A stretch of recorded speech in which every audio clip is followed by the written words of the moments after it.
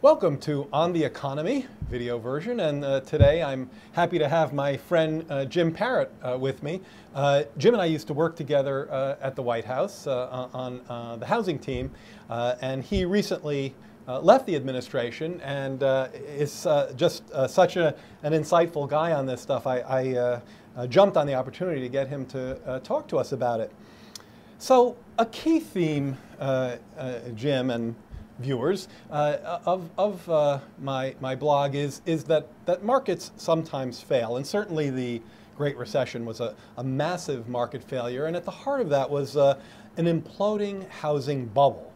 And one of the symptoms of that was the shutting down of the housing finance part of the economy, and that's where Jim's expertise comes in. He worked for years on helping to get that part of the market back up and running, and it is finally showing some signs of life, and that's important for the recovery going forward.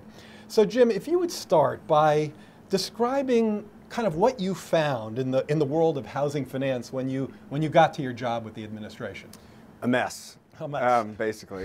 So if you think elaborate. If you think back to 2009 and what we found as we sort of walked in the office for the first time, it was really a market, component of the market that had collapsed and was at risk of really locking up. Mm-hmm.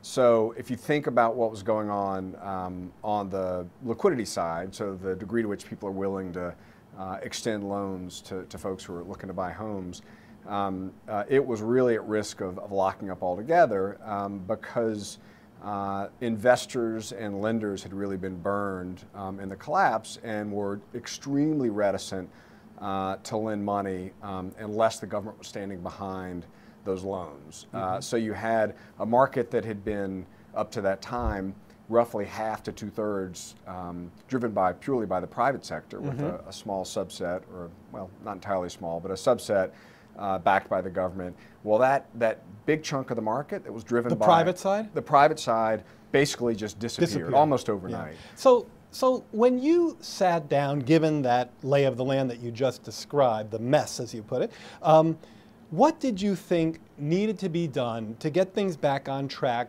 And particularly, how did you think about where you just ended up, the private versus the public sides of these functions? I vividly recall at the time people essentially saying the Hoover, that I remember the Hoover statement about the Great Depression, liquidate, liquidate, liquidate.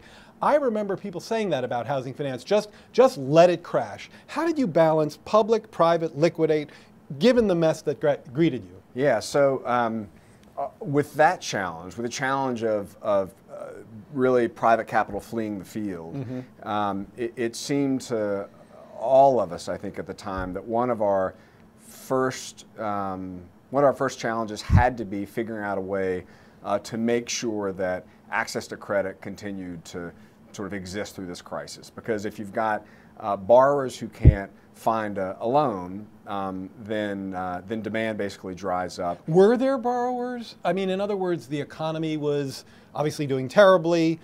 We're talking about housing finance, but unemployment was rising, jobs were crashing. Yeah. Were there people looking for credit to invest in their homes, and they couldn't get it?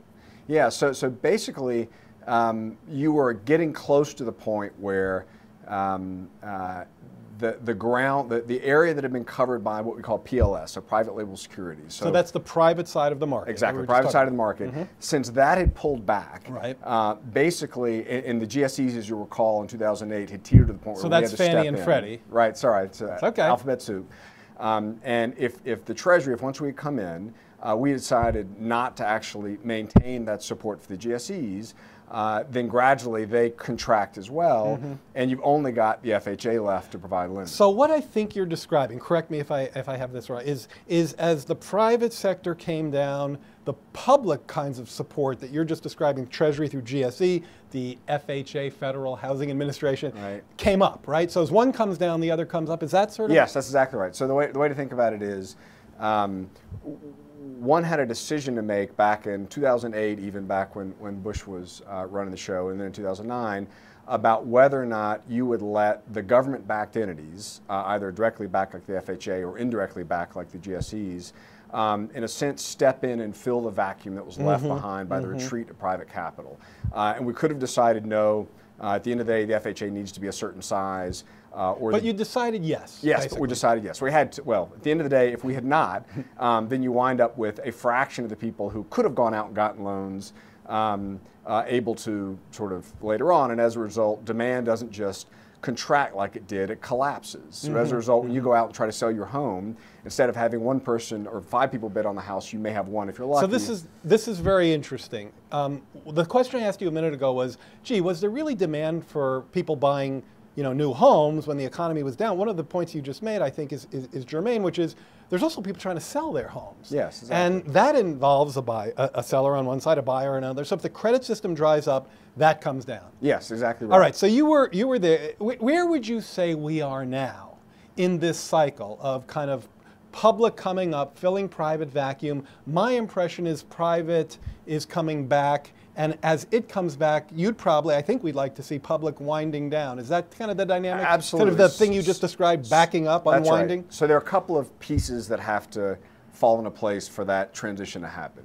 The first, which we're seeing happen, is you need to see the fundamentals of the market begin to come back so that the private sector has enough comfort to step in again. So what do you mean fundamentals of the market? Fundamentals. So you need to see home prices continuing to go in the right direction. Home prices, you need right. to see sales continuing to go in the right direction. Inventory, which had been way too high, needs to begin to fall off. Okay, the excess supply of housing needs to come down. Exactly. So just the basic supply and demand components of this sector of the economy were extremely weak for the last several years. You're beginning to see over the last several months most of the positive indicators moving in the right direction. So that's the first of 2 necessary conditions What's the to second? see the shift.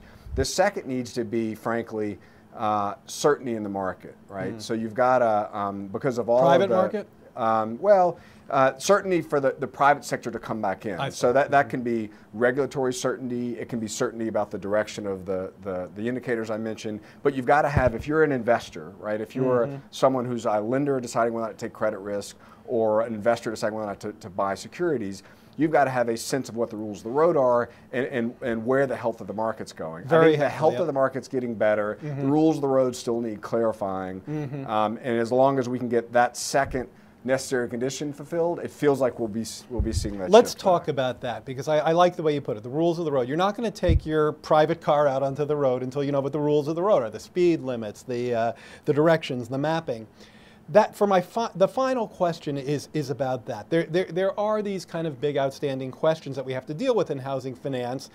I'm not asking you exactly how we should resolve them as much as what's left to do. How should we proceed such that the rules of the road are established and the government can unwind, the private sector can come back? Kind of what needs to happen for these rules of the road to really be articulated to achieve the kind of certainty you were just talking about? Yeah, I think it's hugely important, and one of the most important things housing policymakers can and should focus on going forward. And in fact, if you look back to the State of the Union address, the President actually alluded to this in the component of the speech that goes into housing issues. He actually said, we've got duplicative regulations where there's overlap, and in a way, he's referring to exactly this, where the rules of the road are not yet clarified, and as a result, you got a lot of folks How can we accelerate that clarification? Yeah, so, is that a good goal? Yes, that's absolutely the right goal. So the way to think about it is the lenders need more clarity so that they're willing to loan to a broader group of folks.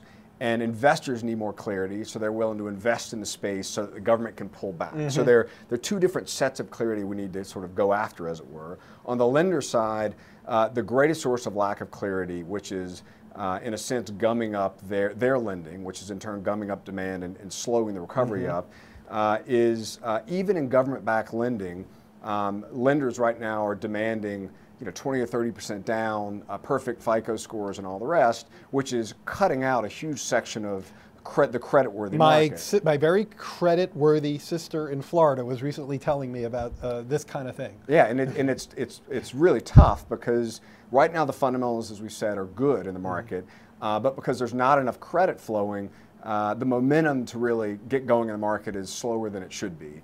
And so what you need to solve this part of the uncertainty is for, frankly, Fannie, Freddie, and the FHA to clarify the grounds, the decisions they make on when they are going to decide not to back a certain loan. So the fear, this is a little wonky, but it's important, the fear that lenders have. It's a lot wonky. Yeah, it's a lot wonky, sorry. It's wonky even for us. Yeah, no, but it's important. On the edge.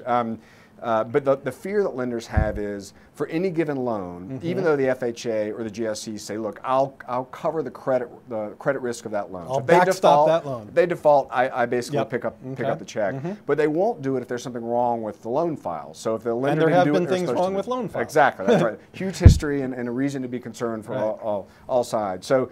But lenders don't have enough clarity over what kind of mistakes they're going to get called out for. And every one of these loan files is somewhere around 400 or 500 pages. Wow. So there are going to be mistakes in these things. And so if lenders aren't clear on what kinds of mistakes they're going to be held to account for, then they're always going to be at risk for a defaulting loan. So they don't have enough clarity around what kind of support the government's going to give them in covering their credit risk. So they got one way to protect themselves, since they can't do it by a perfect loan file because it's just too complicated, and that's not to loan to folks that present a marginal risk. So they're not doing that. So they're risk averse unless they have total certainty. There's never total certainty. Right. They need these kinds of issues to be resolved, as you said.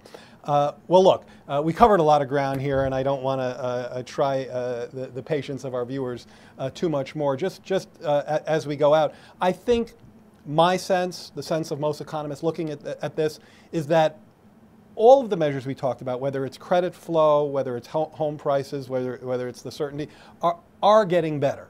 They're moving in the right direction. Absolutely. Perhaps not fast enough. Is that, I don't want to be Pollyanna, but is that an accurate view of where the housing market is? Yes, absolutely. I mean, crawling off the floor. The upside to this, I think, is the fundamentals moving in the right direction, and some of the things that are holding the market back are in our control. That is, if the regulators and we as the government can actually provide a little greater certainty, then my sense is it provides, in a sense, a catalyst for what's already a relatively good mix of indicators that will push the market forward in a faster, healthier way. Thank you. I also just want to say, I want to thank Jim for his service years in a very stressful time in the White House. Really did an awesome job in this world of housing finance at a challenging time. So thank you very much. Thanks, Jared.